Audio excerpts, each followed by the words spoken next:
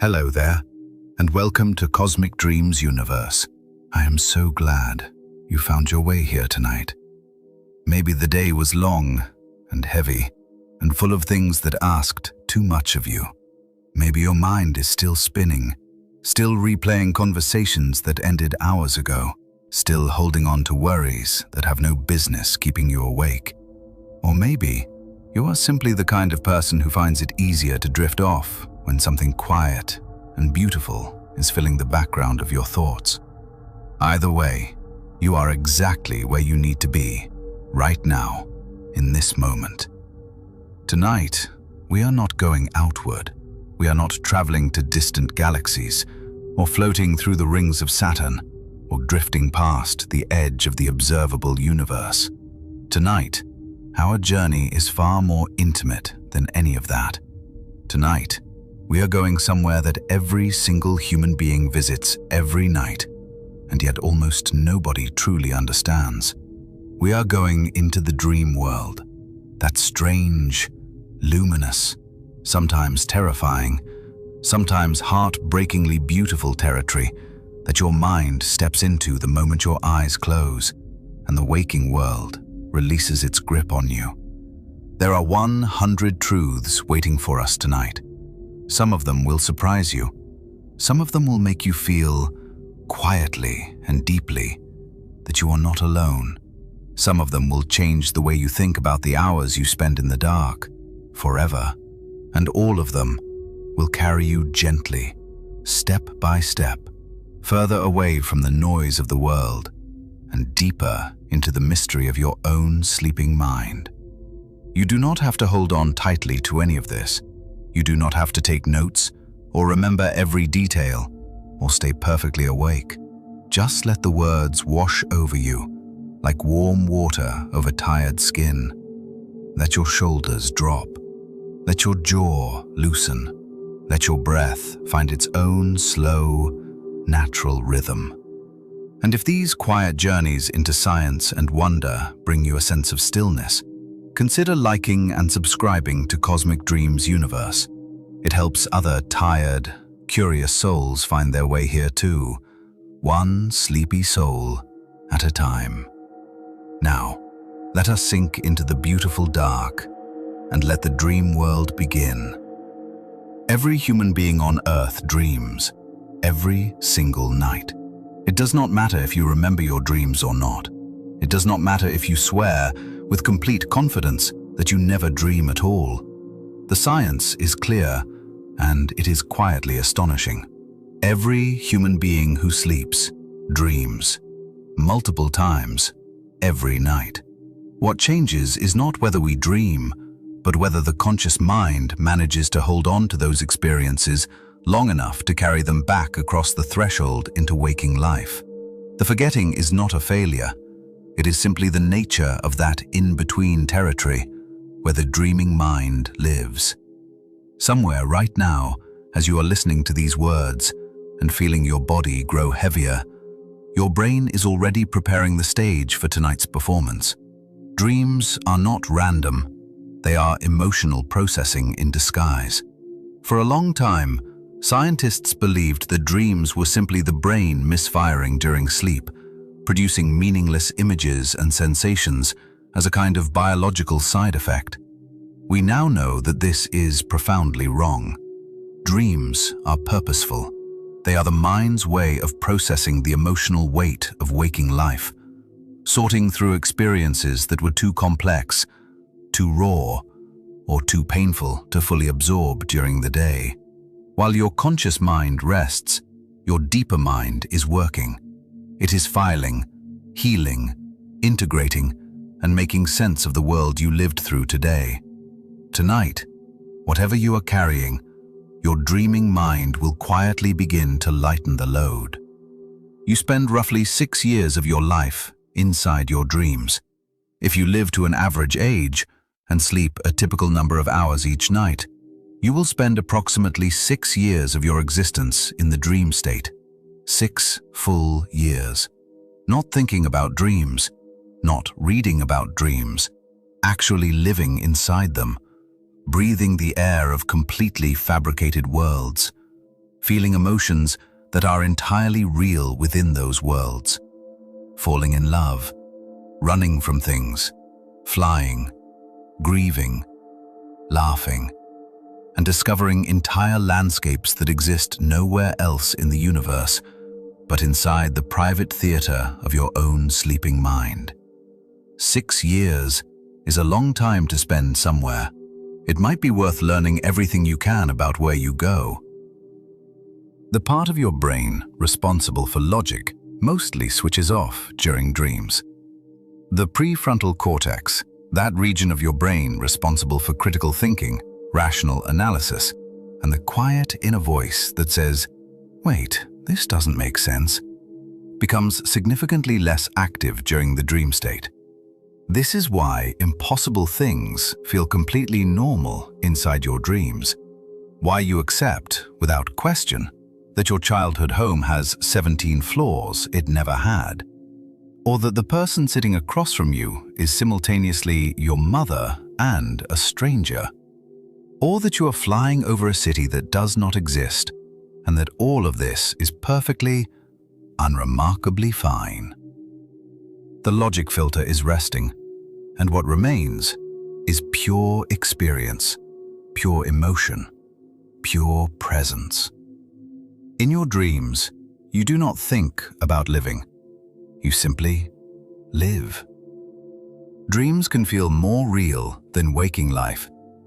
If you have ever woken from a dream so vivid, so textured, so emotionally saturated, that the real world felt flat and pale and slightly disappointing by comparison, you are not alone. Scientists have found that during certain stages of dreaming sleep, the brain's emotional centers are actually more active than they are during waking hours. More active, not less. This means that the fear you feel in a nightmare is real fear. The joy you feel reuniting with someone you've lost is real joy. The love you feel in a dream is real love. Your brain is not simulating those emotions. It is generating them fully, completely, without compromise. The dream world is not a lesser version of reality. In some ways, it may be a more honest one. Most dreams last between 5 and 20 minutes, but feel far longer. Time works differently inside the dream state. A dream that feels like it spans an entire lifetime of experiences, an entire journey through a foreign country, a complete relationship, a whole chapter of a life you have never lived, may in fact have taken only a handful of minutes in the physical world. Your brain, freed from the constraints of linear time, compresses and expands experience in ways that have no equivalent in waking life. This is why dreams feel so much richer than a few minutes of random brain activity should feel. The dreaming mind is extraordinarily efficient at generating the sensation of time, even when time itself has barely moved at all. You cannot read inside a dream, and your brain has a reason for this. Next time you find yourself inside a dream, look for something with words written on it. A sign, a book, a clock face, a message on a phone. Look carefully, and look again.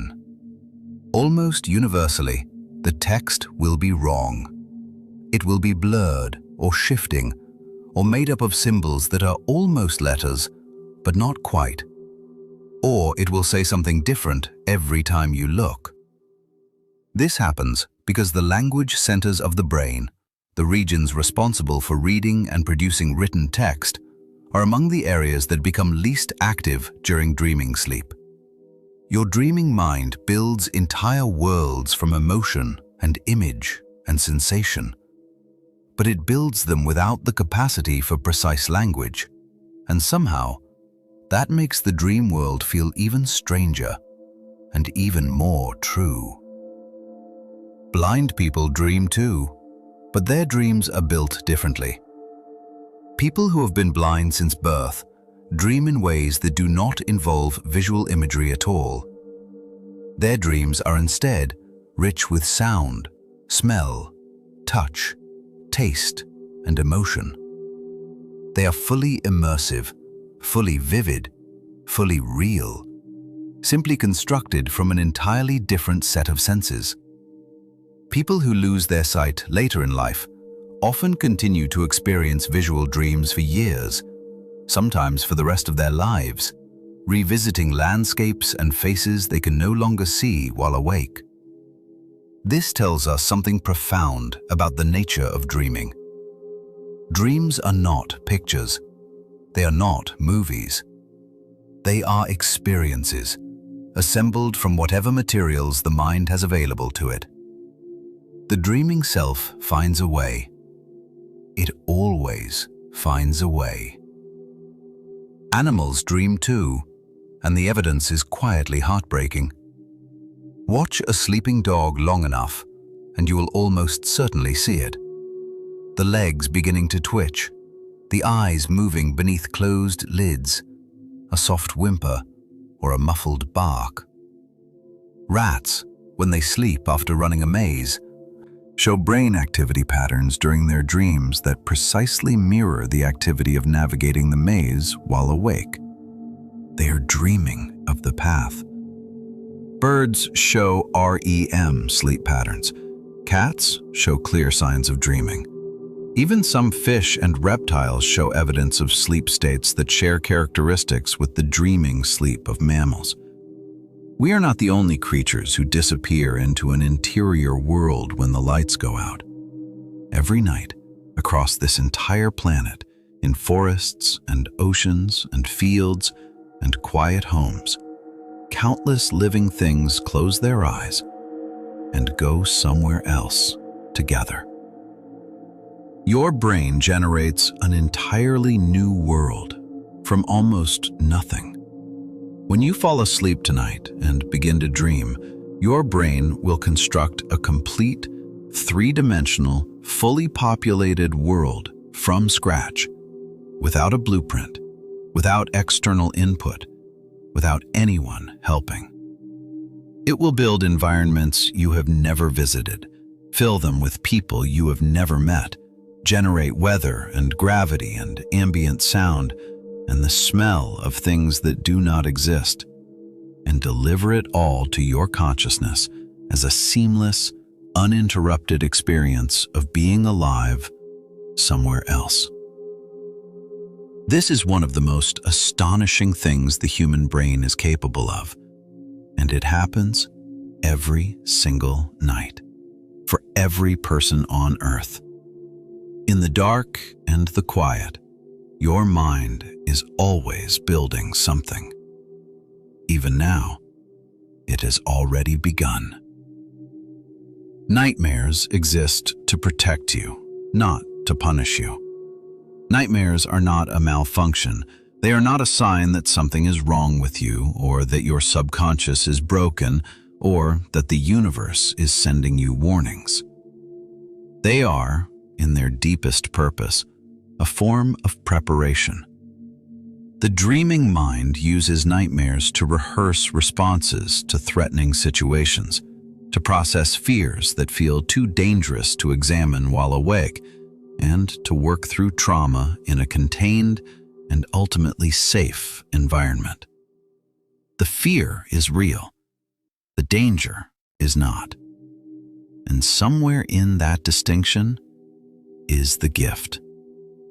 Your mind creates the nightmare because it cares about your survival, because it wants you to be ready, because it loves you in its ancient, strange, relentless way, enough to put you through something terrifying so that you can come out the other side a little more prepared, a little more whole. The most common dream theme across all human cultures is being chased.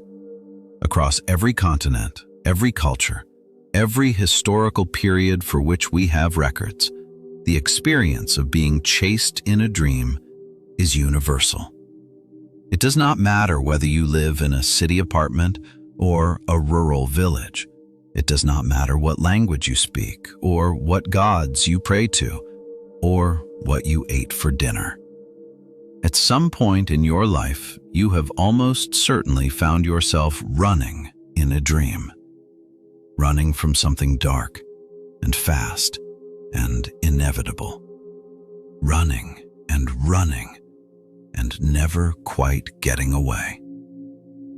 Psychologists believe this universal experience is a remnant of our evolutionary past, an ancient alarm system built into the deepest layers of the dreaming mind, rehearsing escape, practicing survival, keeping the old instincts sharp and ready, even in a world where the thing chasing us is almost never a predator anymore. You can fall in love in a dream with someone who does not exist.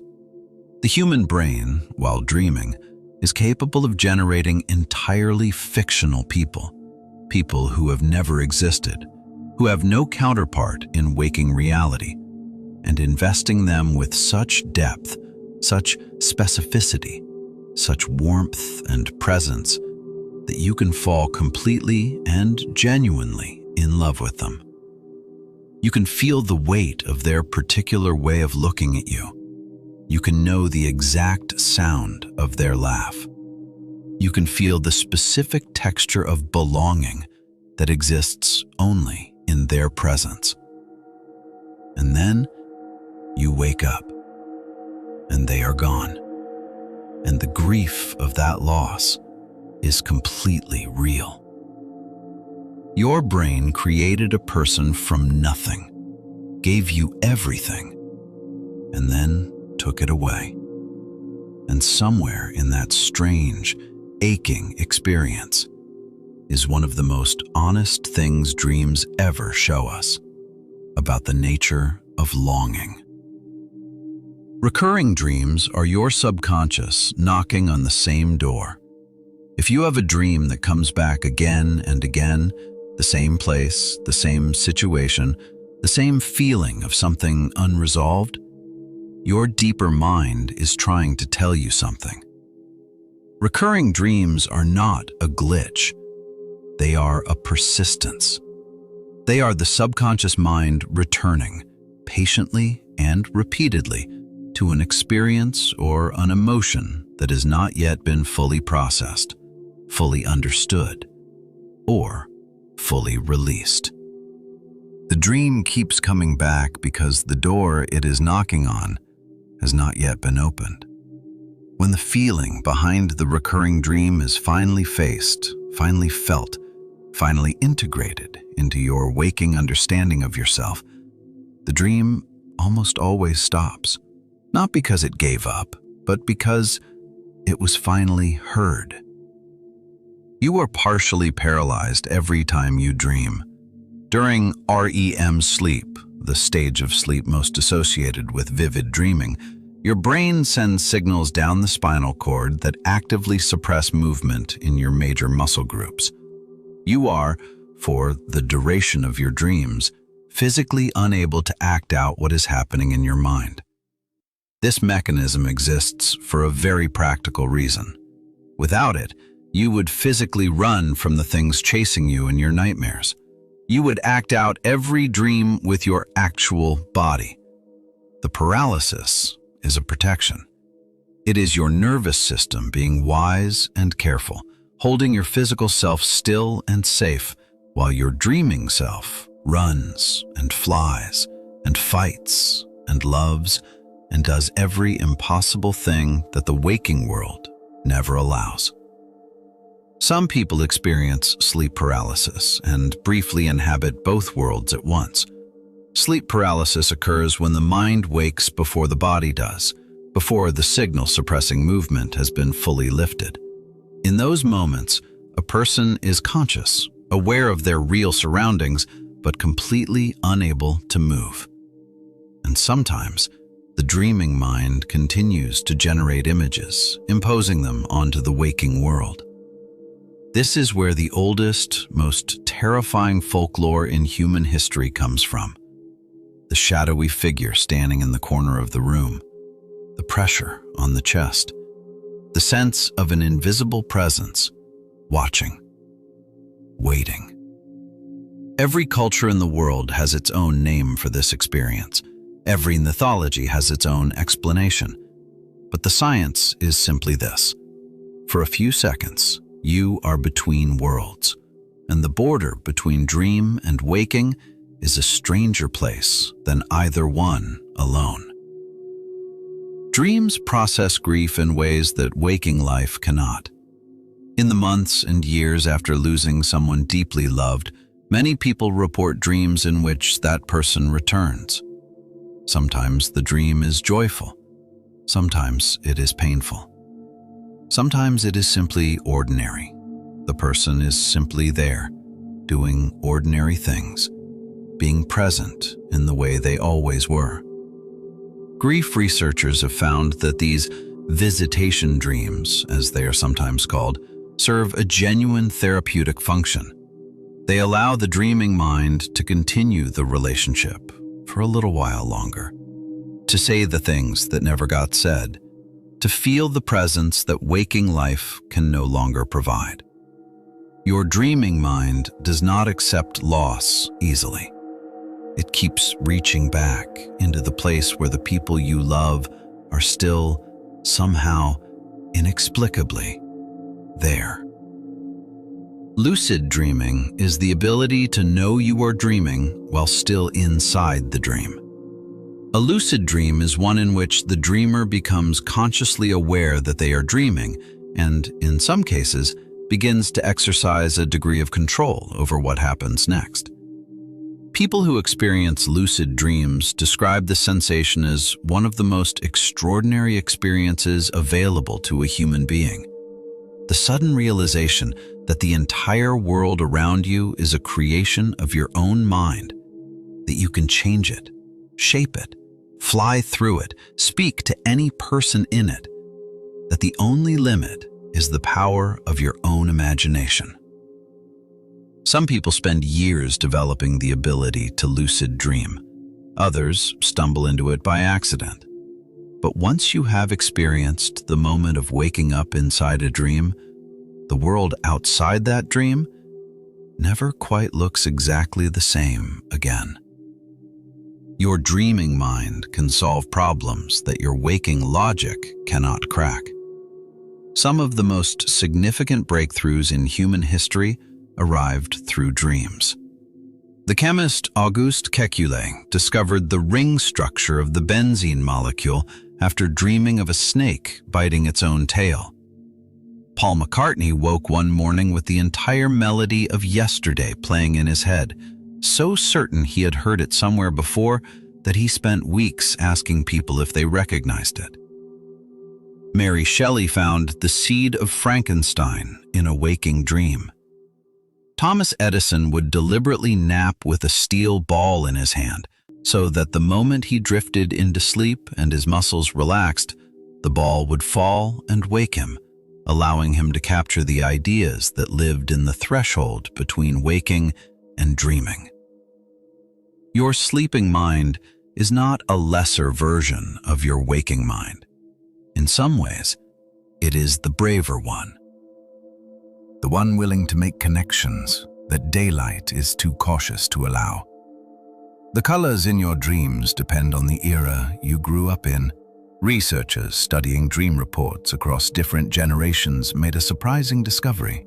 People who grew up watching black and white television frequently dream in black and white. People who grew up in a world of color television and color film dream overwhelmingly in color. This means that the palette of your dream world is not fixed. It is not biological. It is cultural. It is shaped by the visual environment you were immersed in during the years your dreaming mind was first learning what a world looks like. The world your sleeping mind builds tonight is colored by everything you have ever seen, by the specific quality of every sky you have stood under, by the exact shade of every light that has ever fallen on the face of someone you love. Your brain cannot invent a face. Every person in your dream is someone you have seen. This is one of the most quietly unsettling things science has discovered about dreaming. The human brain is not capable of generating a truly original face from scratch. Every person who appears in your dreams, every stranger, every villain, every guide, every lover you have never met, is assembled from the real faces of real people you have encountered in your life. Faces glimpsed in crowds, faces seen briefly on screens, faces passed on the street and never thought of again. Your dreaming mind stores them all and draws on them in the night.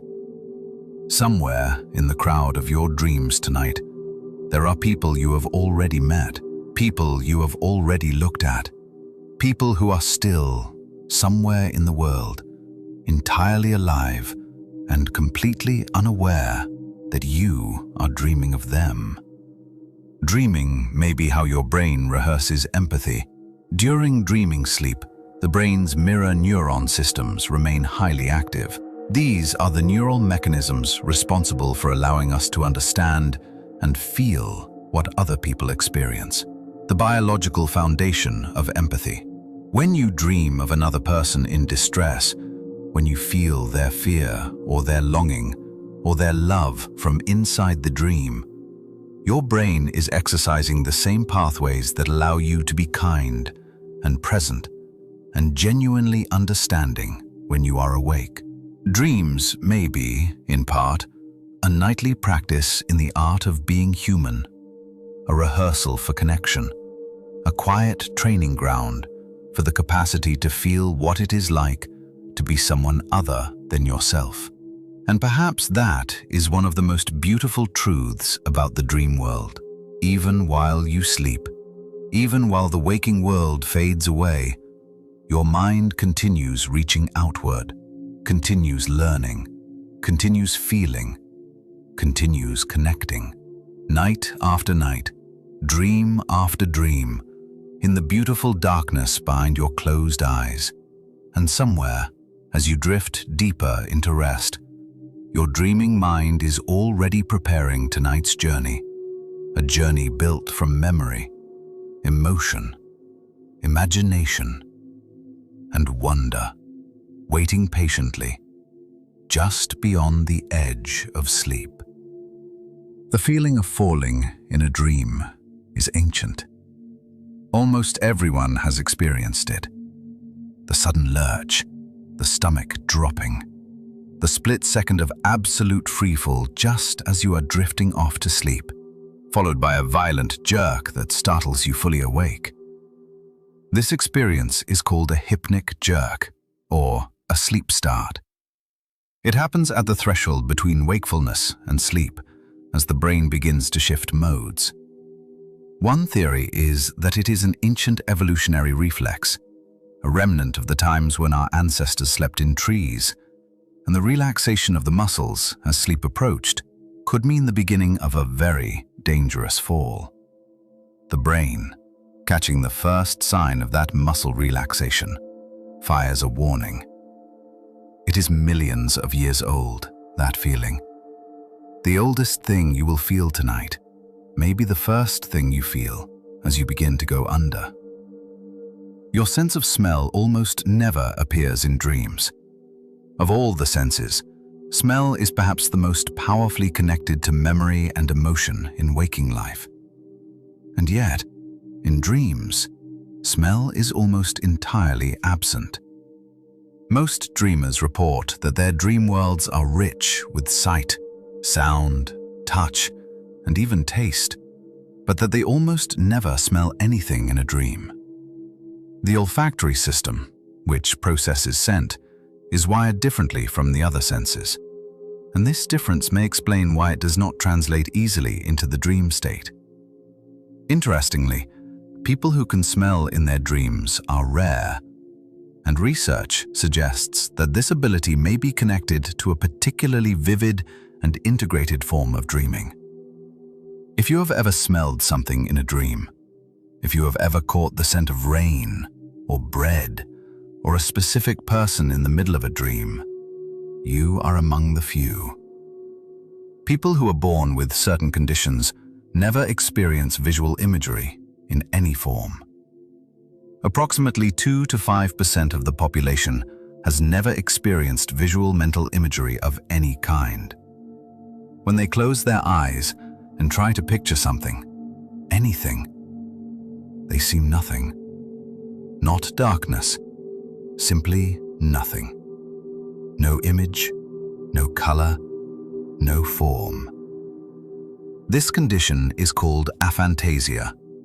And for people with aphantasia, dreams too are typically non-visual. They are instead rich with conceptual information, emotional impressions, and narrative understanding, but without pictures. This tells us something profound. Dreaming is not fundamentally about what you see. It is about what you feel and understand and experience. The visual imagery that most people associate with dreaming is just one possible language the dreaming mind can use to tell its stories. There are others. Trauma can change the structure of your dreams for years.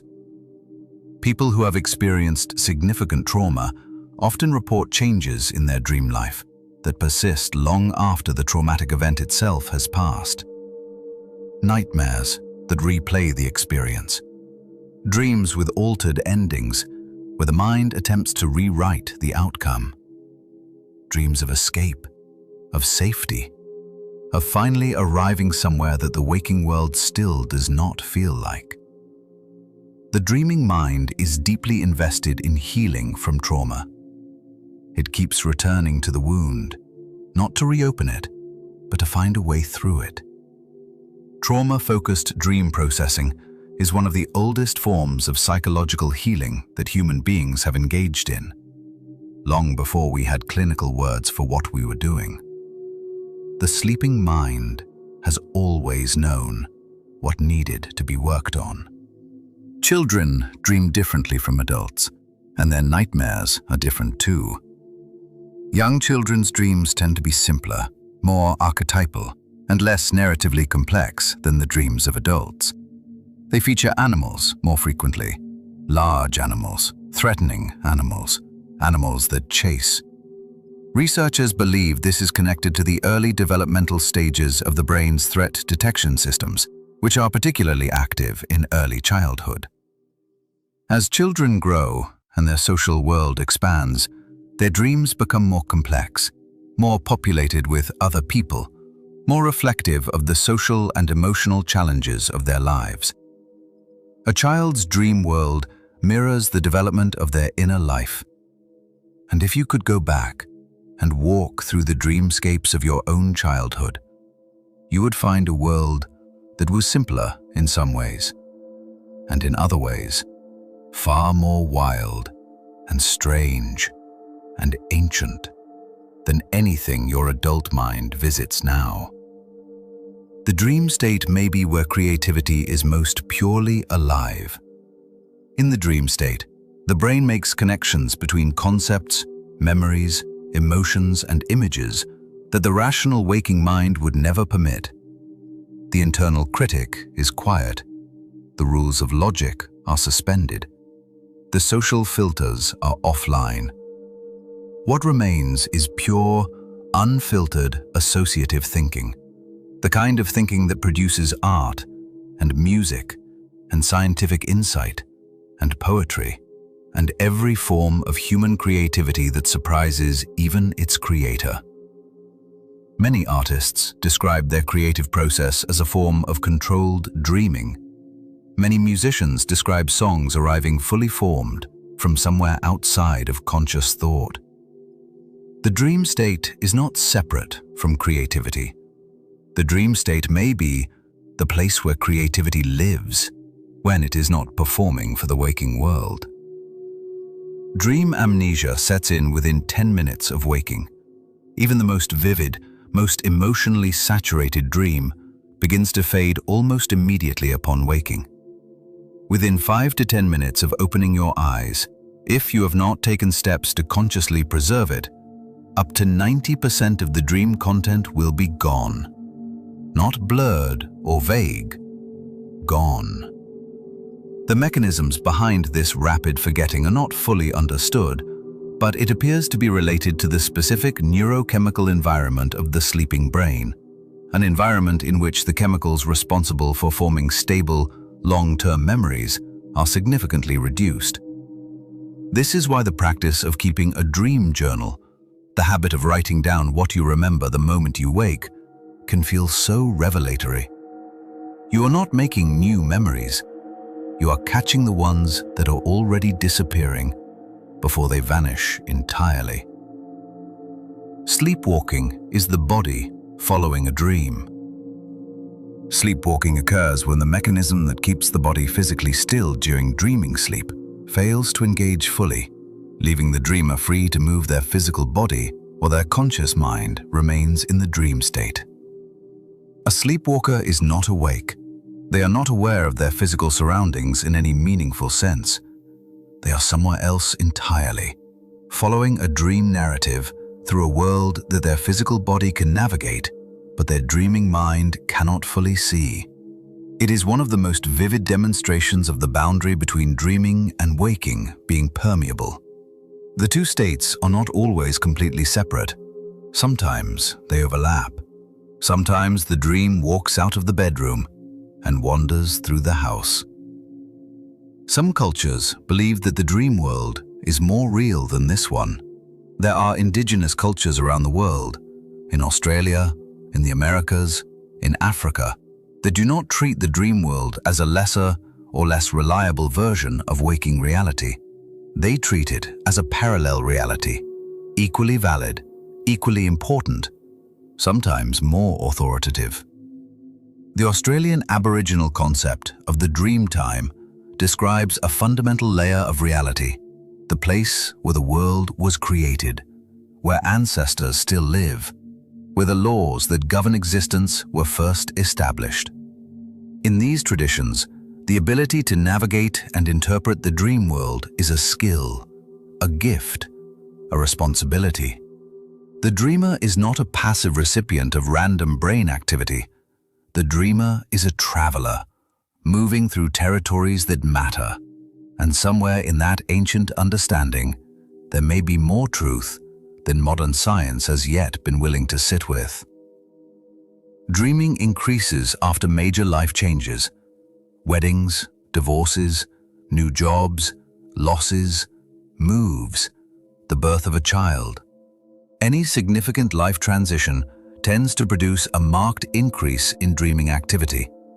The brain, confronted with a new reality it is not yet fully integrated, turns up the volume on its nightly processing. More dreams, more vivid dreams, more emotionally intense dreams, more recurring themes. The subconscious mind, trying to metabolize a world that has suddenly become unfamiliar, works harder and longer in the night.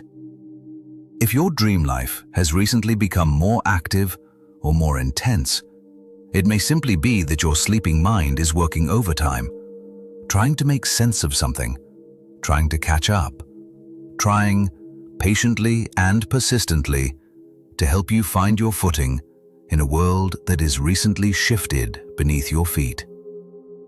The themes of your dreams can predict your emotional well-being. Researchers studying the relationship between dream content and psychological health have found consistent patterns. People experiencing depression tend to dream less vividly, with fewer positive emotions and more themes of defeat and loss. People experiencing high levels of anxiety dream more frequently, with more threatening imagery, more scenarios of pursuit and danger and failure. People in healthy psychological states tend to dream with greater emotional variety, more social connection, more themes of mastery and resolution. Your dream world is not separate from your emotional life. It is a mirror of it, sometimes more honest than any mirror you will look into during the day. The stories your sleeping mind tells say something real about the state of the heart that is telling them. You can be taught a skill while you sleep. Research into sleep learning, or hypnopedia, has produced some genuine and surprising results. While the idea that you can become fluent in a language simply by playing audio during sleep remains largely a myth, more targeted forms of sleep learning have shown real promise. Studies have demonstrated that playing specific audio cues during sleep that are associated with skills learned during waking hours can enhance the consolidation of those skills. The sleeping brain is not simply storing the day, it is practicing it, refining it, running the new information through its systems again and again in the dark and the quiet, while you lie still and dream of other things entirely. The dream of flying is among the most universally reported and universally loved. Ask people to describe their most memorable, most cherished dream experience, and an enormous proportion of them will describe flying. Not in a plane, not with wings, simply rising, lifting away from the ground with an effortless ease that waking life never provides, moving through the air with perfect freedom in every direction. The literature of dreams across every culture and every era is full of flying. It appears in ancient texts. It appears in modern dream journals. It appears in the dreams of children who have never read about it. Psychologists have offered many interpretations: liberation, escape, a sense of rising above difficulty, a hunger for freedom that the grounded waking world cannot satisfy. But perhaps the simplest explanation is the most honest. Sometimes the dreaming mind simply gives you a gift. Sometimes it says, "Here, tonight, you are not bound by anything. You can go anywhere. You can be weightless." Some dreams occur in the moments just before sleep and feel completely real. Hypnagogic hallucinations occur in the borderland between wakefulness and sleep. In those drowsy minutes when the body is already beginning to let go, but the mind is not yet fully under. In this state, people experience visions, sounds, and sensations that are entirely convincing while they are happening.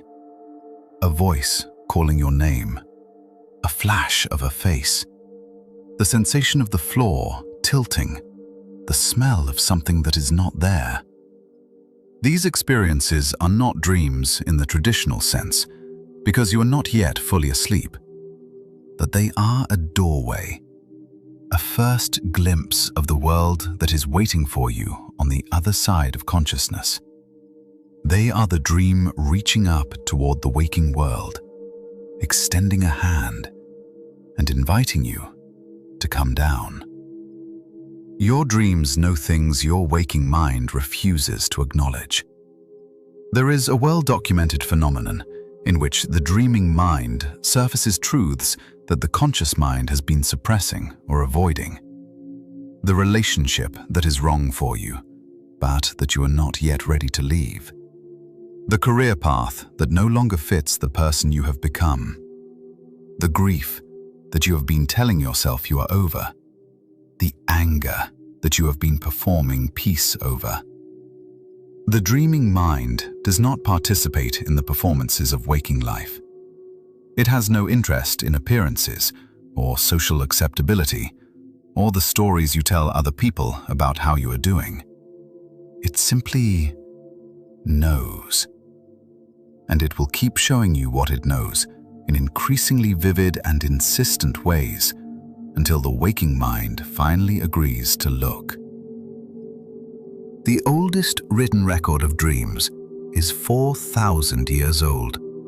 The oldest surviving written record of dream interpretation comes from ancient Mesopotamia, roughly 4,000 years ago. The Assyrians and Babylonians maintained detailed records of dream content and their believed meanings, treating dreams as direct communications from the gods. Messages requiring skilled interpretation, messages that could determine the fate of kingdoms and the outcome of battles. In ancient Egypt, Temples were built specifically for the purpose of incubating meaningful dreams, places where people would sleep with the intention of receiving divine guidance. In ancient Greece, the god Hypnos presided over sleep, and his son, Morpheus, presided over dreams. For the vast majority of human history, the dream world was not considered a private psychological event. It was considered a communication from something larger than the self, a message worth listening to, a voice worth following, even into the dark.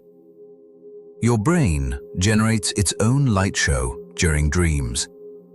During REM sleep, the visual cortex, the region of the brain responsible for processing visual information from the waking world, becomes highly active even though your eyes are closed and no visual information is coming in. The brain is generating its own imagery from the inside out. It is creating light where there is no light, producing color where there is only darkness, building entire visual landscapes from nothing but electrochemical activity. This is the biological foundation of the extraordinary fact that you can see things in your dreams that do not exist anywhere in the physical world.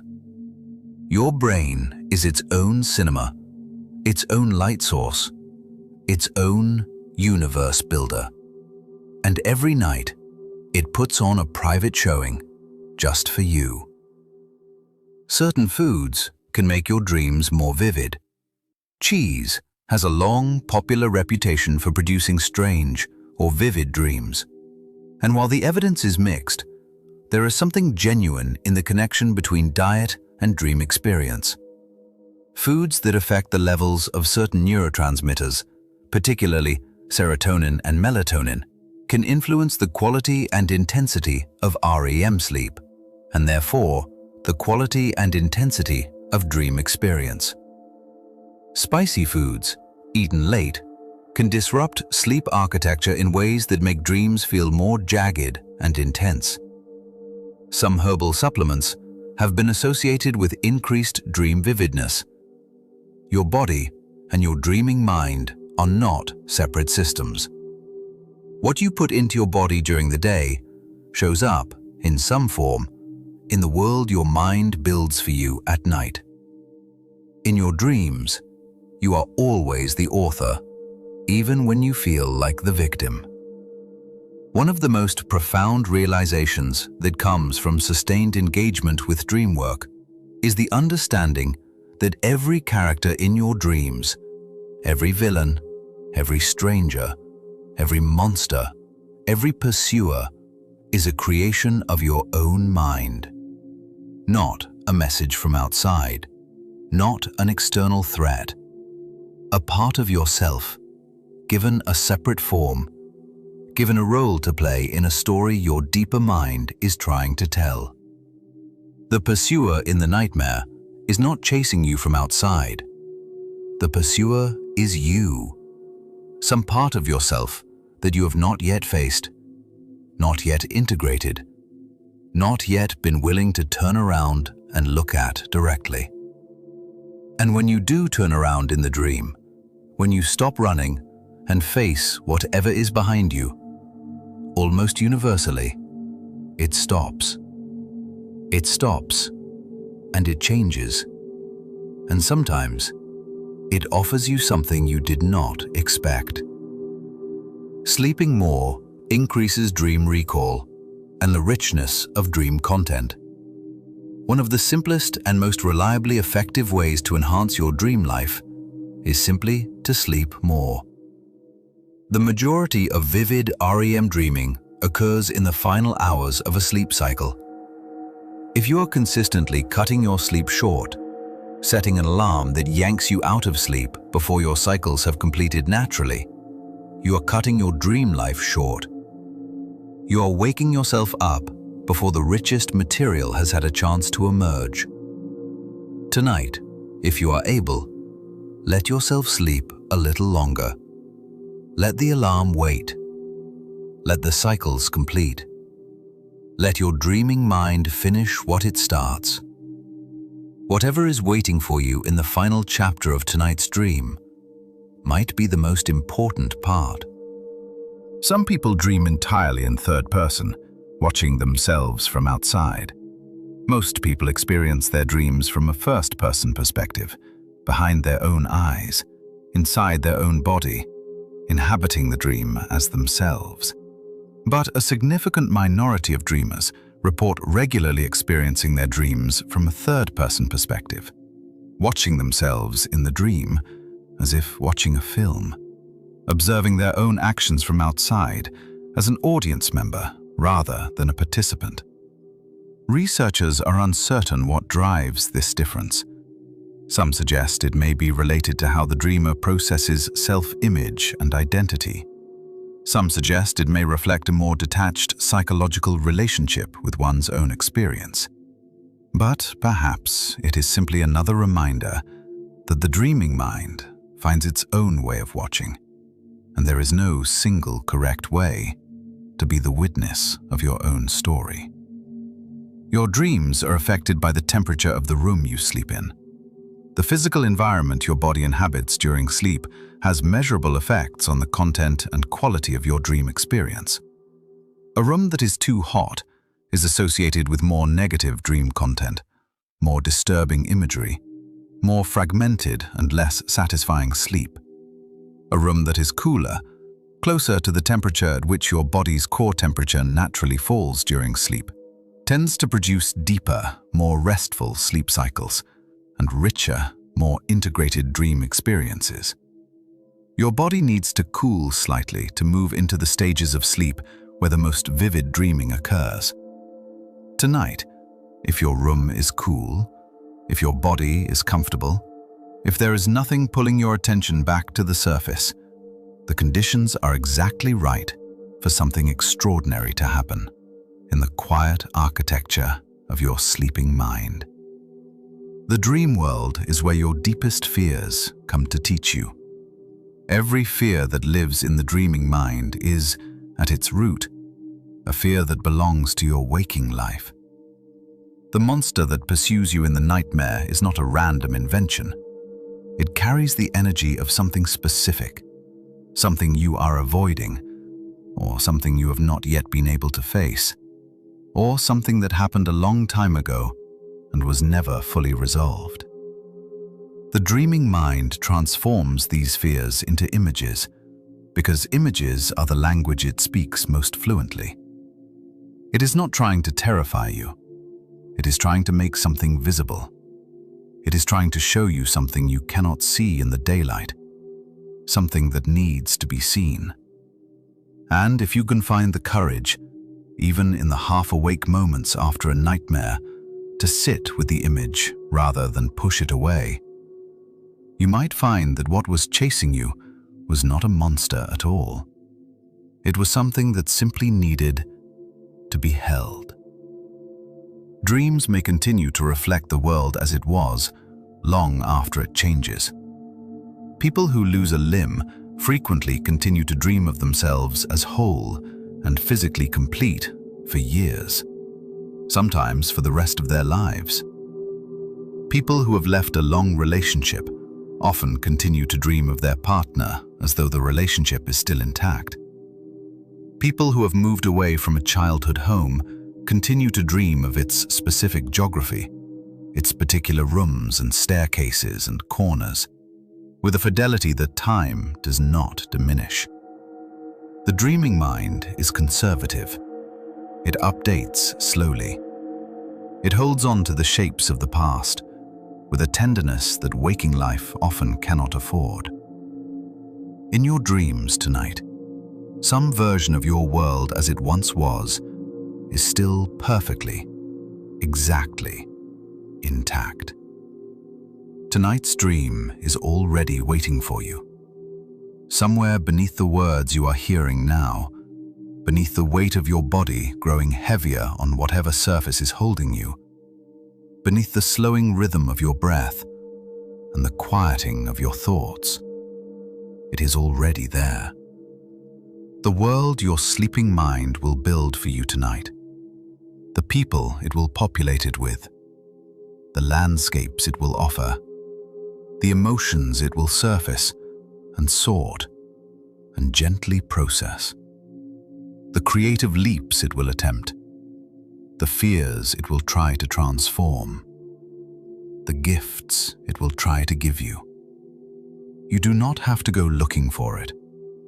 You do not have to do anything at all.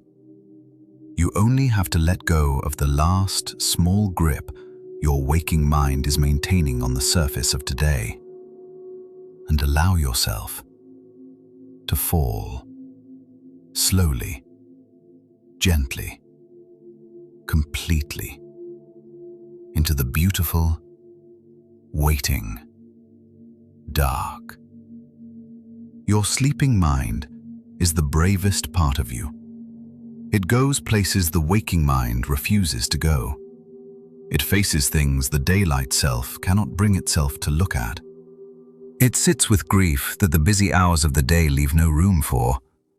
It generates joy and terror and longing and wonder in equal measure, without apology, without moderation, without any concern for what is comfortable or convenient or acceptable. It builds worlds from nothing and populates them with everyone you have ever loved and lost and encountered and forgotten. It does all of this every single night without being asked, without being thanked, without needing any acknowledgement at all. And then it returns you, quietly and without fanfare, to the waking world, a little lighter, a little more whole, a little more capable of facing another day than you were when you closed your eyes. Rest now. You have traveled a long way tonight. You have moved through 100 doorways into the territory of your own sleeping mind. You have looked at the science of your dreams and the philosophy of your dreams, and the biology and the history and the mystery of your dreams. And somewhere along the way, your body has been doing what it does every night, growing heavier, growing warmer, letting go of the surface of things. Your breath, if you notice it, has already found its own rhythm, slow and deep and even. Your thoughts, if you are still having them, are already becoming softer at the edges, less precise, less urgent, more willing to drift. Let them drift. Let the last few words of today dissolve into the quiet. Let the world outside this moment grow distant and soft and unimportant. Let the dreaming mind begin to build what it will build for you tonight. Let yourself be curious about what is waiting. Let yourself be unafraid of the dark. You are safe. You are held. The same forces that hold the galaxies in their slow, spinning paths are holding you tonight. The universe does not lose track of anything it loves, and it has never, for a single moment, lost track of you. Sleep now. Let the dream begin, and know, wherever it takes you tonight, some part of you already knows the way. Good night, Cosmic Dreams Universe. Good night.